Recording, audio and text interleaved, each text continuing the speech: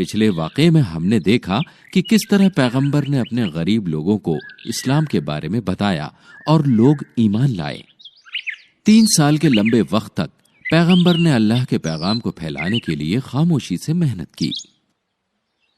لوگوں کے بیچ بت پرستی کا گہرا اثر تھا اور پیغمبر نے جتنا ممکن ہو سکا لوگوں کو سمجھانے کی کوشش کی۔ 3 سال کی محنت کے بعد وہ صرف 30 پیروکاروں کو محفوظ کر پائے تھے،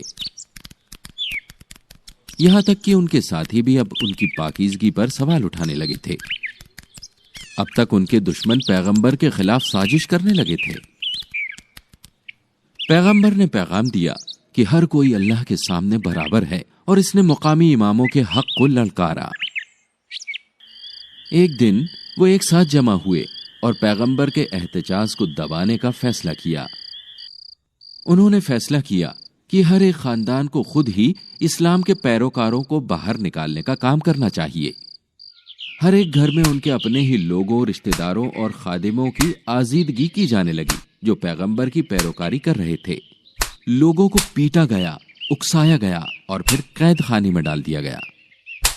رمادہ کی پہاڑی اور باٹا نام کی جگہ اب بے رحم اذیت کے منظر بن گئے تھے۔ صرف پیغمبر کو چھوڑ دیا گیا تھا کیونکہ انہیں ابو طالب اور ابو بکر کی حفاظت مل رہی تھی۔ تب بت پرستوں نے پیغمبر کو ان کے مذہب میں شامل ہونے کے لیے متاثر کرنے کی کوشش کی۔ اس کے لیے انہوں نے پیغمبر سے ملنے کے لیے عتبہ ابن رابیہ کو بھیجا۔ میرے بھائی کے بیٹے رابیہ نے کہا، آپ کو بہت سی خوبیوں سے نوازا گیا ہے، آپ نے ہمارے خداؤں کی مذمت کی ہے، میں یہاں آپ کو ایک تجویز دینے کے لیے آیا ہوں۔ میں تمہاری بات سن رہا ہوں والد کے بیٹے، پیغمبر نے کہا۔ اگر آپ دولت، شہرت اور وقار کی خواہش رکھتے ہیں تو ہمارے پاس جو بھی ہے اس میں سب سے بڑا حصہ آپ کو دینے کی پیشکش کرتے ہیں۔ ہم آپ کو اپنا سردار بنائیں گے اور ہم آپ سے ہر بات کا مشورہ لیں گے۔ اگر آپ حکومت کی خواہش رکھتے ہیں تو ہم آپ کو ہمارا بادشاہ بنا دیں گے۔ عتبہ نے کہا۔ جب عتبہ اپنی بات کہہ چکا تو پیغمبر نے کہا، اب والد کے والد کی بات سنو۔ میں سن رہا ہوں، عتبہ نے جواب دیا۔ پیغمبر نے سورہ فصلات کی پہلی 13 آیتوں کی تلاوت کی۔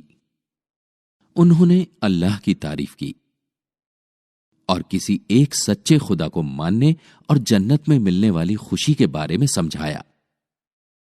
پیغمبر نے انہیں یاد دلایا کہ عاد اور تھامود کے لوگوں کے ساتھ کیا ہوا تھا۔ جب پیغمبر نے اپنی تلاوت ختم کی، انہوں نے عتبہ سے کہا، یہ آپ کی پیشکش کا جواب ہے، اب آپ کو کیا سب سے اچھا لگتا ہے؟ جب پیغمبر کو لالچ دینے کی ان کی ترغیب کام نہ آئی تو انہوں نے چچا ابو طالب سے بات کی۔ چچا نے پیغمبر کو بیان دینے سے روکنے کی کوشش کی، لیکن پیغمبر نے کہا، چچا، اگر میرے داہنے ہاتھ میں آفتاب اور میرے بائیں ہاتھ میں مہتاب مجھے اسلام کی تشریح کرنے سے روکنے کے لیے ہوتے تو بھی میں کبھی نہیں رکتا۔ پیغمبر کو یہ علم تھا کہ ان کے چچا، لہٰذا وہ ان کے گھر سے روانہ ہو گئے۔ لیکن ابو طالب نے زور سے پیغمبر کو آواز دی۔ اس نے انہیں واپس آنے کے لیے کہا۔ جب پیغمبر واپس آئے تو ابو طالب نے ان سے کہا، جو بھی آپ چاہتے ہیں کہو، خدا کی قسم میں آپ کو ہمیشہ کے لیے نہیں چھوڑوں گا۔ الگ الگ قبیلوں کے بت پرست مل کر پیغمبر کے حمایتیوں پر مقدمہ چلانے لگے۔ یہ اس وقت کے دوران تھا کہ النجاشی نام کا ایک عیسائی راجا ابیسینیا پر حکومت کر رہا تھا۔ پیغمبر نے اس بادشاہ کی صداقت، رواداری اور مہمان نوازی کے بارے میں سنا تھا۔ جب لوگوں کے لیے تکلیف ناقابل برداشت ہو گئی تو پیغمبر نے انہیں ابیسینیا میں رہنے کا مشورہ دیا۔ 15 خاندان اس ملک میں ٹھہرنے سے بچنے کے لیے چھوٹے دستوں میں منتقل ہوئے۔ اسے اسلام کی تاریخ میں پہلا ہجرہ کہا جاتا ہے۔ یہ پیغمبر کی مہم کے 5ویں سال کے دوران ہوا تھا۔ ترقین وطنوں کو بادشاہ اور ان کے لوگوں سے ایک اچھا استقبال ملا۔ جلد ہی اور لوگ ان کے پیچھے آنے لگے جو مکہ کے بت پرستوں سے پریشان تھے۔ بڑھتے بڑھتے ان کی تعداد 100 تک پہنچ گئی۔ جب بت پرستوں نے اس بارے میں سنا تو وہ ناراض ہو گئے۔ انہوں نے فیصلہ کیا کہ وہ ان تارکین وطنوں کو امن سے نہیں رہنے دیں گے اور ان سبھی کو واپس لانے کے لیے انہوں نے فوراً بادشاہ کے پاس پیغام بھیجا۔ جب سفارتکار بادشاہ سے ملے तो उन्होंने गरीब भगोड़ों को बुलाया और उनसे पूछा कि उन्हें क्या कहना है।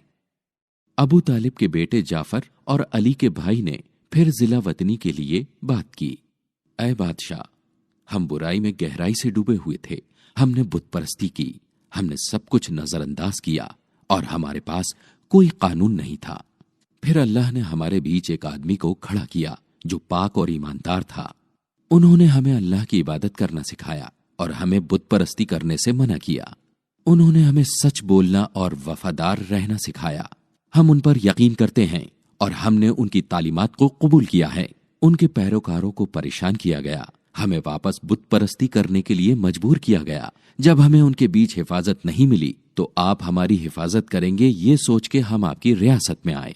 तकरीर सुन बादशाह ने सफीर से अपनी जमीन पर वापस लौट जाने के लिए कहा और तारकीन वतनों के मामले में दखल देने के लिए मना किया। जब पैगंबर के पैरोकारों ने बैरूनी मुल्क के जमीन पर पनाह ली, पैगंबर ने सख्त मुखालिफत के खिलाफ तबलीग करना जारी रखा। उनमें से कुछ ने उनका मजाक उड़ाया और उन्हें करिश्मा दिखाने के लिए कहा। फिर पैगंबर ने कहा, अल्लाह ने मुझे करिश्मे करने के लिए नहीं भेजा है, उन्होंने मुझे आप तक अपना कलाम पहुंचाने के लिए भेजा है। लेकिन बुत परस्त उनकी बात नहीं मान रहे थे। उन्होंने जोर देकर कहा कि जब तक आप कोई निशानी नहीं दिखाते, हम अल्लाह पर यकीन नहीं करेंगे। उन पर यकीन न करने वालों ने पूछा कि आप पिछले पैगंबरों की तरह कोई करिश्मा क्यों नहीं दिखा रहे हैं? मौजज़ों के बाद भी लोग यकीन नहीं करते। पैगंबर ने जवाब दिया, पैगंबर नूह को निशानियों के साथ भेजा गया था। फिर क्या हुआ? थामूद का खोया हुआ कबीला कहाँ गया? किसी निशानी के बगैर पैगंबर सलीह पर यकीन करने से लोगों ने इनकार कर दिया। तब पैगंबर ने चट्टानों को तोड़ दिया और एक जिंदा ऊंट को आगे लाए। पैगंबर ने वही किया जो लोगों ने मांगा था। फिर क्या हुआ? गुस्से में लोगों ने ऊंट के पैर काट दिए और पैगंबर को फिर से वही करने को कहा। आखिरकार वे सभी अगली सुबह अपने बिस्तर पर मुर्दा पाए गए।